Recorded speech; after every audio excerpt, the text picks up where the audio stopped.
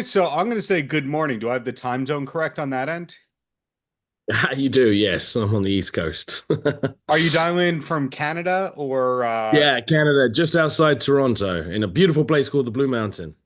got it? So that is not where you filmed this new movie, correct? Did you actually film it in Wisconsin like the setting and script say? It's actually in a place called Omro. The town is a real small town, like 2,500 people. Sort of one of these towns that America forgot about. But people are still there, and people are still lovely, actually, which is the most important thing about this. Sure. So how did Omro get onto your radar? Because not only do we see you on screen, but also the story was by you. So on camera and off camera with the whole thing. Sure. Well, my producer partner, again, a chap named Ken Bressers, actually lives in this small town in Wisconsin. And he runs a pharmaceutical company, and he bought a bank as to part to expand his offices, like so a decommissioned bank. But before he turned it into this pharmacy office. He invited me down to take a look at it. He goes, "Look, Sam, I just bought this building. Come and is there any use to for you?" And I was like, "Oh, the banks are terribly hard to get to have permission to film in because Sure. if you're filming a movie about a bank robbery, I mean, no bank is keen on having their bank depicted like that. So it's quite a difficult set actually to get. So anyway, well, I went down, I took a look around the place, and then I was like, oh, I kind of drew inspiration from the building itself, and I was like, oh yeah, I can make a movie out of this, the sort of Die Hard sort of scenario, a siege, bank robbery sort of siege movie, which appeals to boys everywhere. So, so that's and that basically was reverse engineered from what we had available. So I was like, oh yeah, all right, well, and we descended upon this small town in Wisconsin. Poor town, they didn't know what was going to hit them. But my God, did everybody help there? It was nothing. That's what I can't say that enough about Omro, Wisconsin. People are lovely, and they couldn't do enough for you. Like sort of when they were like, "What do you?" They didn't know what you needed, but if we just had to ask, and it was there. Any idea if anything had ever been filmed around there prior to your No, no, feature? we are the first movie ever in Omro, Wisconsin, which is not, given the size of the place, is not surprising. But yeah, no, we're a first. We're hoping to put it on the map, like Fargo is on the map. Sure. Did do they have a movie theater, for example, No, where they you don't. Actually, the nearest movie theater is in the town, is down the road from them, sort of in Oshkosh, so a town nearby. All these names don't mean anything to anyone outside of Wisconsin. So we're hoping to be a big movie in Wisconsin, if that makes sense, and maybe we'll spill over into the neighboring states on July I 29th. actually have been to Oshkosh. I spent a Oh, have lot of you? time. Well, lots of people have heard Yeah. of Oshkosh because of the store, right? So, Yeah. Then again, if you're a music person, the Summerfest music festival every summer, which I think gets over 1 million people. That's a great thing. Have you spent time in Wisconsin aside from making this film? I have because my producer partner Ken is from Wisconsin, as I was saying. Oh, sorry, he's from Wisconsin in general, but he's actually born in Milwaukee. Hmm. I've ended up sort of by proxy being in Milwaukee and in Green Bay and with Omro, obviously, several times just because of that. So it's a beautiful place, Middle America. It's everything you think it would be for anybody that hasn't been there. Like sort of, it's wonderful actually. So your journey, am I correct? It was Ireland to Canada with this little detour in Wisconsin. No time in LA for you? Ireland to London. So I was born in Ireland, and then when I was 10 years old, I moved to London. Or well, my parents moved to London. Obviously, at 10 years old, you're not moving anywhere on your own, are you? Sure. And then I was raised in London basically for most of my formative years. So I count myself as British quite a lot because that's where I went to school, where I had my first girlfriend. That went to acting school, things like that. Sort of. So all that happened in London, and then I moved over to Los Angeles actually, Oh, and New York, and then I found my way to Canada eventually. Yeah. okay. So you have three or four passports. Got it. Good for you, Simon. Listen, when you're an actor, mate, you have to you got to go where the work is. You don't pick that, I'm afraid. Yeah, so I'm curious about that whole thing because when I was a kid, back in the Stone Age, of course, you had to live in New York or LA to work as an actor. And sure, a lot happened in Vancouver, but there wasn't really a lot outside of those places. But when I look at your filmography, it seems like, yes, LA stuff, but you have been a journeyman in a good way, meaning you've worked kind of everywhere. Or am I wrong? And a lot of it was New York and LA. No, I mean historically, you're absolutely right. It's in New York or LA is where you kind of had to be. I mean, a lot of you must remember that a lot of deals and stuff still happen in those places, but maybe the physical filming doesn't. The world has got movies are made in Atlanta and Tennessee and Alabama now. But the deals are inked in Los Angeles or New York still. So you're not entirely off base, but in the virtual world, everything became a lot smaller. People can go to they're less afraid about filming. I don't know, wherever. I've filmed. There's nowhere I haven't filmed, and all around the world, from Australia, New Zealand, Japan, the works. You name it, I've been there. Sort of, you got to go where the work is. I'm afraid, Darren. Yeah, where was Fubar, the episode that you did? Where was that filmed? Actually, that was filmed up in Toronto. Everyone else got to go to the Bahamas. And they're like, the Simons episode was in a warehouse in Toronto, and I was like, but here's my claim to fame. I was the first person to ever share the screen with Arnold Schwarzenegger in a TV show. The first ever, he's never done a TV show before, and the first scene he has in the show is with me. Wow, I do enjoy that show. Non-ironically, I Oh, do really enjoy that show. I love it. Yeah. But back to you here. I mean, it's a fascinating career where sometimes you're just on camera, and then other times writer, producer, and also on screen. Was the long-term goal to be that do-it-yourself kind of person, or did that just kind of come from realizing, well, if I want to see the stuff that I want to be in, I got to write it? Yeah, it's a bit of what you said there, actually, Darren. You put the nail on the head. I mean, I could be the actor that just waits for the phone to ring. And plenty of people do that. But I find now that it's to save boredom, and you're going crazy, going, "Am I, ever gonna, do anything?" It's better to manifest these sort of things. It's like, well, find a script, Mhm. either that you make, or that you write yourself, or one that friends write, or anything, sort of, and just get passionate about stuff and make a movie. It's not entirely impossible. It's like anything else. You just got to break it down into a series of manageable bite-sized tasks. Sort of, you need a crew, you need a cast, you need locations, you need cameras, you Mhm. need light, you need makeup, you need costume, all these things. But you can find them all. Some of the people that I'm seeing are making 3 or 4 movies a year, or 2 or 3 a year, that kind of a thing. They have Yeah. this assembly line thing with the crew and the finance person and the filming location, all that. So in other words, they know how much they're going to be working every year. For you, is the creative process like that? Can you treat it like a 9 to 5, or do you really need to feel inspired? Yeah, I do need to. I need to. There's no sort of agreement to do 2 or 3 a year. I mean, I have a bunch of people that we always collaborate with and we work with, but it's different every movie. Sort of. So, and there's different movies mean different things. Like something like this is a more generic appeal, and then you'll do something slightly more artistic that is, not for a wider audience, I guess. But it's a niche. It's an art house movie, and that's for a different sort of thing. And then the phone rings, and it's Arnold Schwarzenegger and Fubar, sort of I go off and do that, so the work changes and the locations change all the time. But you need a laptop and a phone, like to do your work. You just have to dedicated and disciplined to do it. So Omro is the new film. To us, it's new. To you, you go, hey, I wrote it. This has been gestating for years now. Are we allowed to know what's next? And the reason I ask that is when I look at your IMDb, there's so many damn upcoming things. Some of them categorically have not been filed correctly. And then others you go, oh, I don't know what that is. That must be new or upcoming. Sure. I mean, Omro is the movie that's out July 29th everywhere, Amazon Prime or Fandango, Google Movies, wherever you stream movies, you'll be able to Sure. find the Omro Heist.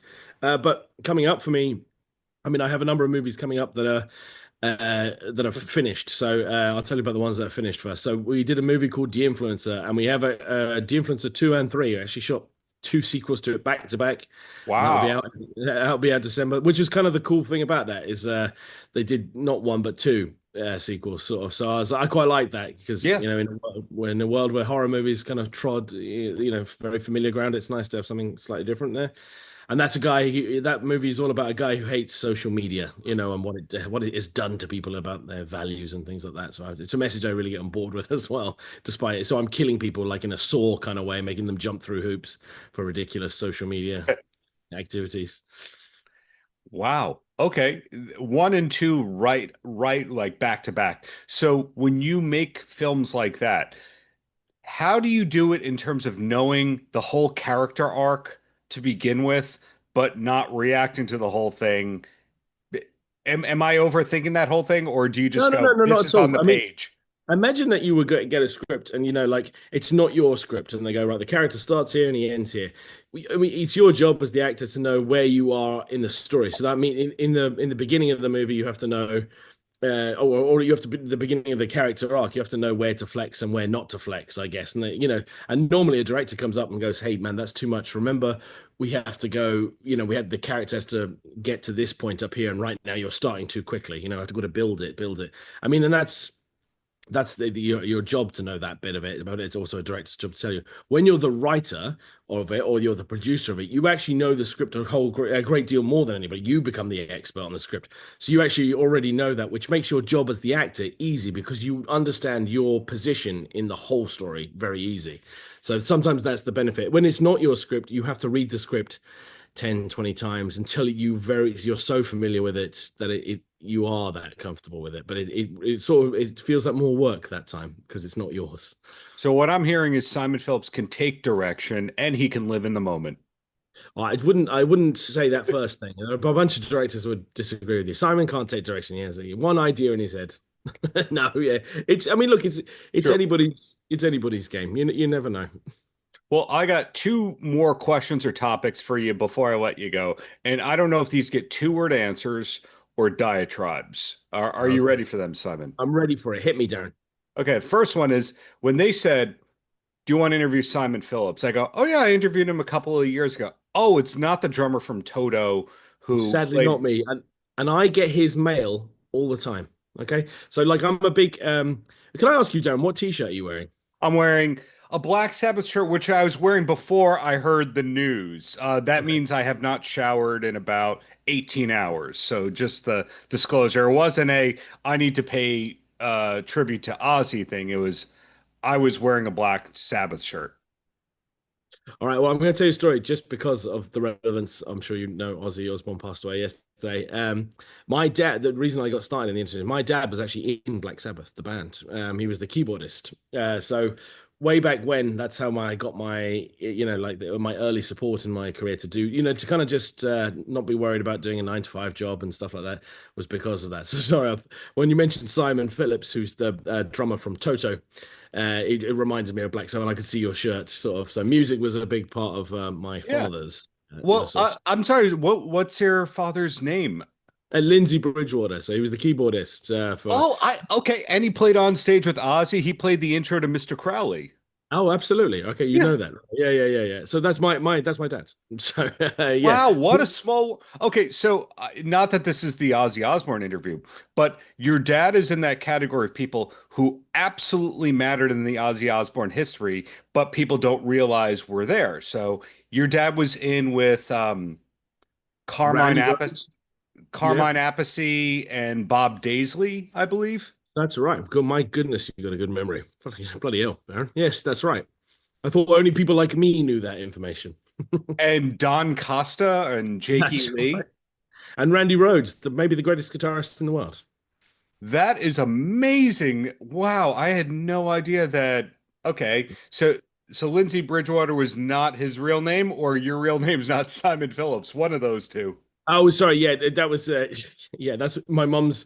I took my biological dad's name. Sorry. Yeah, he's my yeah. Sorry, he's my stepdad. Sorry, I beg your pardon to clarify, but he's been my dad longer than. Do you know what I mean?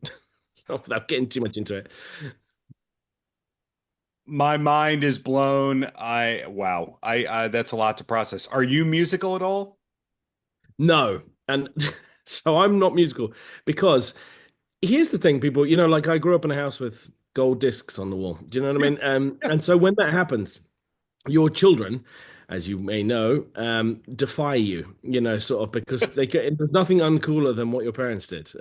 So I hated music, and I hated Ozzy Osbourne, and I hated all of that. And I couldn't believe back in the 2000s there was Ozzy was part of that first reality TV show thing, Yeah. and I couldn't believe it was coming back into fashion.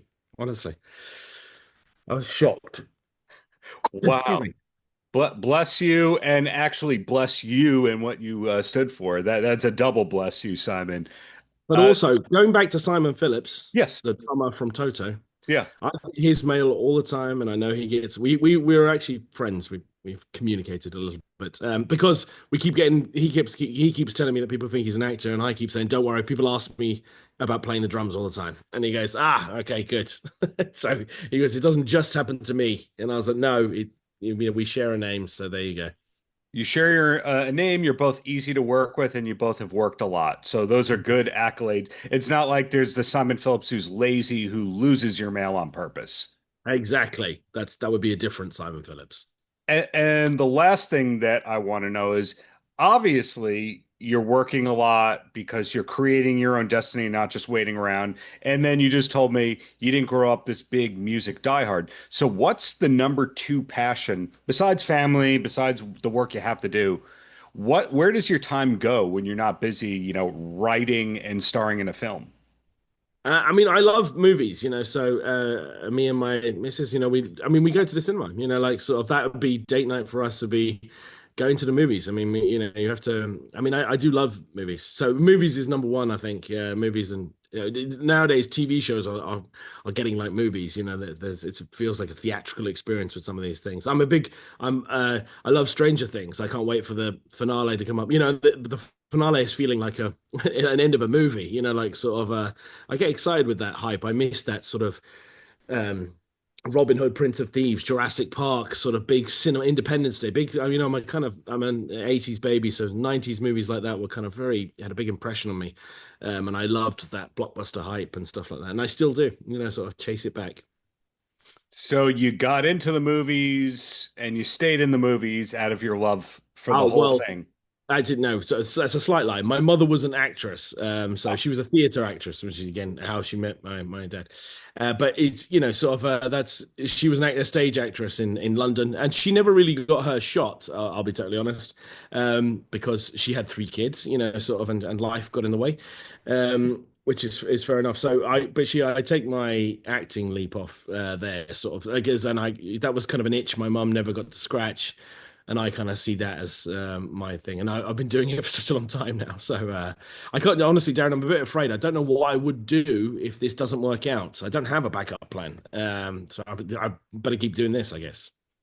you are a fascinating guy. Well, bottom line, I'm looking forward to your future projects, but congrats on seeing this one through as a creative and also on screen person in a town that never had a movie film there before. So I'm going to have to start calling you the innovator, Simon Exactly. Phillips, Listen, the if you've got a innovator. small town in America and you need to put it on the map, just ring me. Or I can make it happen. or the influencer. I mean, because you have the de-influencer happening, but you're influencing if you make a film in a town for the first time. It's very, listen, when we're talking about de-influencer and a movie that's very anti-social media, they're like, okay, here's the Facebook and Instagram pages. And you're Yeah. like, okay, yeah, I hear you. And they go, that's Simon, that's how we get the word out. And you're like, no, no, I hear you. Yeah. But you don't think there's something slightly, ironic about us having to use social media to promote a film that's sort of anti-social media? Nobody sees the irony in that. And they're like, no, I mean, that's where we have to do it. And I'm like, yeah, yeah, yeah, yeah, got it. I'm looking forward to de-influencer two, three, four, five, and six. But Yeah. in the meantime, hey, thank you for your time and really seriously looking forward to what's to come, Simon. Thank you so much, Darren, for talking to me. Paltrocast.